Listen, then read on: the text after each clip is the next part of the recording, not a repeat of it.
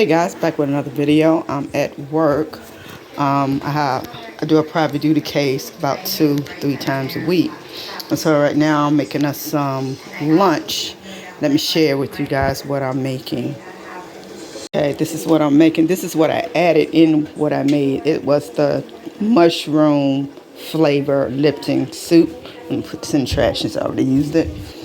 And this is what I'm making for me and my client for lunch. It has white, yellow potatoes, red potatoes, cut up onions, and cut up green peppers with a pack of the mushroom Lipton soup. So let me stir this. So this is what we're having for lunch today. And put a little bit of oil at the bottom of the pan. You know what? I just wanted to share what I'm making today. And it's rainy on this rainy day. So it's a little storm. They say it's coming.